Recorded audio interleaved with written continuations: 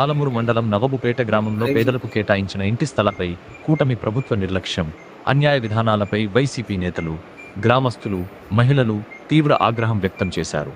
గత వైసీపీ ప్రభుత్వ కాలంలో మాజీ ముఖ్యమంత్రి వైఎస్ జగన్మోహన్ రెడ్డి పేదల సొంతింటి కల నెరవేర్చేందుకు సుమారు 72 మందికి ఇంటి స్థలాలు కేటాయించగా, ప్రస్తుతం ఆ భూములను డంపింగ్ యార్డ్గా ఉపయోగించడం పేదలపై జరిగిన పెద్ద అన్యాయమని విమర్శించారు.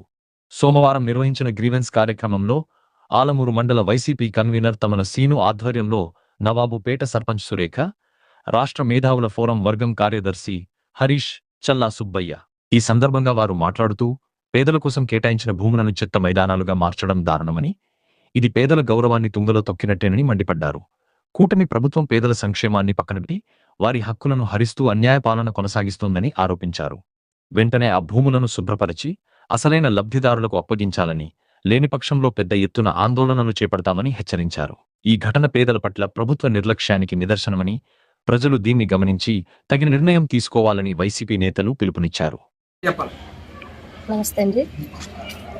లోగడ గ్రామ ప్రజలకి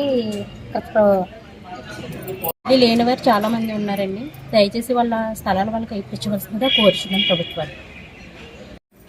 గత ప్రభుత్వంలో జగనన్న కాలనీ సైట్లు ఇవ్వడం జరిగింది. నవాపేట గ్రామానికి సుమారుగా 75 సైట్లు ఇవ్వడం జరిగింది.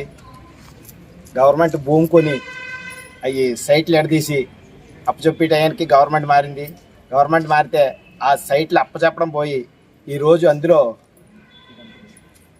గొయ్యి తీసి మట్టి బయటకు తోలేసి చెత్త అంతా అందులో తోలి డప్పింగ్ యార్డ్ కింద తయారు చేశారు. కానీ ఆ నవాపేట గ్రామంలో చాలామంది హౌస్ లేక వలసెళ్ళి కూడా బతకడం జరుగుతుంది.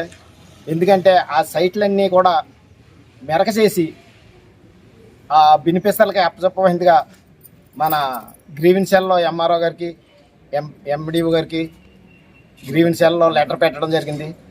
తగిన న్యాయం చేయాలని ఆఫీసర్లని గవర్నమెంట్ని కూడా కోరడం జరుగుతుంది. ఎందుకంటే ఇలా ఊరు కూడా లేచి వచ్చారు. కనీసం గవర్నమెంట్ ఇచ్చిన స్థలాన్ని కూడా ప్రజలకు అప్పచెప్పకుండా డప్పింగ్ యార్డ్ చేయడం ఎంత దారుణం. దాన్ని గ్రహించి ఎంఆర్ఓ గారు కానీ, ఎండిఓ గారు కానీ దాని మీద చర్యలు తీసుకోవాల్సిందిగా కోరి ప్రార్థిస్తాం.